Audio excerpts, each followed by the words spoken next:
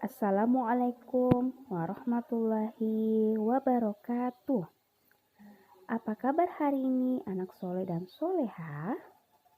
Alhamdulillah, luar biasa, tetap semangat, Allahu Akbar.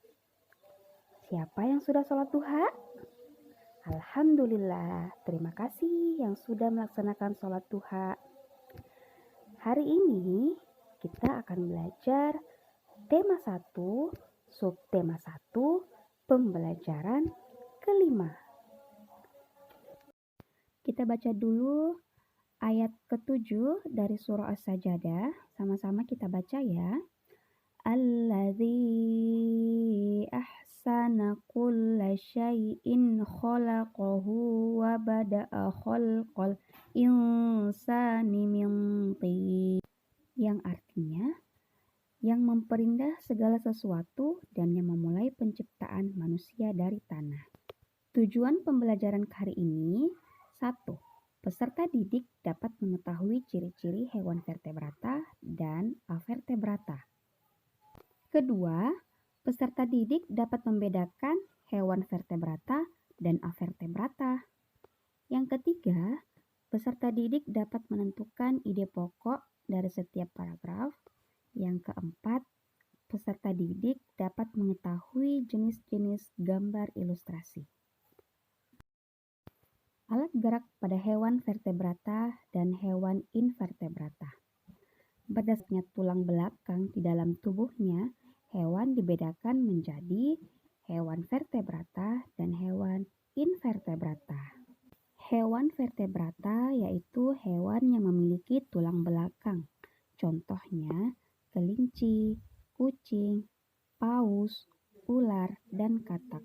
Sedangkan hewan invertebrata adalah hewan yang tidak memiliki tulang belakang. Contohnya siput. Perhatikan gambar ilustrasi berikut ini. Di sebuah kandang, ada seorang anak laki-laki yang sedang mengamati alat gerak setiap hewan-hewannya. Ada kupu-kupu, kelinci, siput. Nah, dia membedakan kelinci dan siput.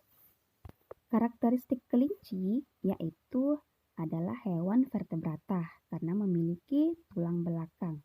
Gerakannya lincah dan cepat, organ kaki bergerak dengan meloncat, dan tubuhnya dipenuhi bulu halus.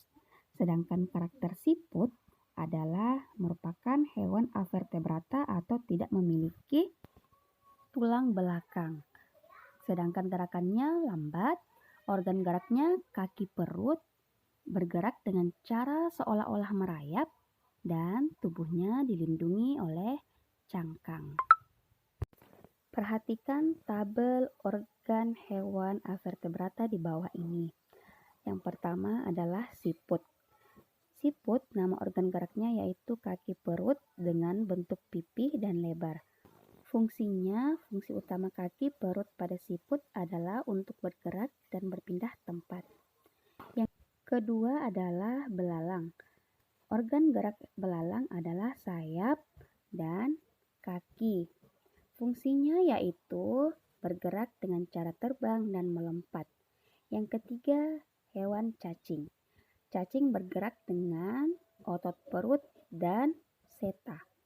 Fungsinya, otot perut membantu cacing untuk berpindah tempat. Seta berfungsi sebagai jangkar agar lebih kokoh melekat. Sudah tahu kan organ gerak pada hewan avertebrata atau hewan yang tidak memiliki tulang belakang? Selanjutnya, kita akan belajar bahasa Indonesia mengembangkan ide pokok. Langkah-langkah untuk membuat sebuah paragraf berdasarkan ide pokok yaitu A. Menentukan topik dari paragraf yang telah dibuat. B. Menentukan ide pokok dari paragraf atau teks yang akan dibuat. C. Membuat sebuah kalimat yang berisi ide pokok tersebut untuk menjadi kalimat utama dari paragraf yang akan dibuat. D. Mengembangkan kalimat dan ide pokok tersebut menjadi beberapa kalimat. E. Menulis beberapa kalimat yang berisi informasi tambahan untuk mendukung kalimat utama yang telah dibuat. F. menyusun kalimat-kalimat tersebut menjadi sebuah kalimat yang padu. Sekarang kita akan berlatih menentukan ide pokok dari sebuah cerita, siput bukanlah hewan lemah.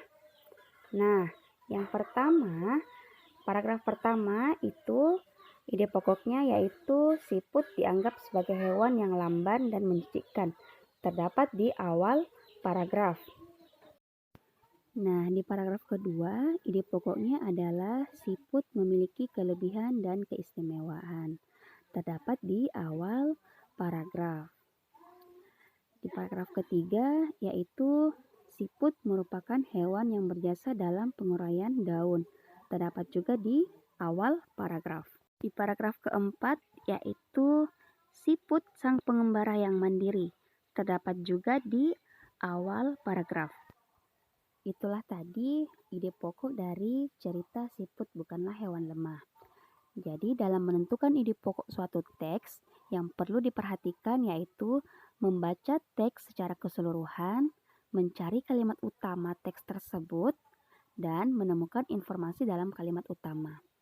Kalimat utama biasanya terletak di awal paragraf, sedangkan kalimat setelahnya itu merupakan kalimat penjelas. Sudah paham? Masih ingatkah anandaku semua ragam gambar ilustrasi yang sudah kita pelajari? Ada cergam atau cerita bergambar, komik, pamflet, cover, kartun, atau karikatur. Itu semua merupakan ragam gambar ilustrasi. Sekarang kita akan membahas jenis-jenis gambar ilustrasi. Ada 4 jenis gambar ilustrasi.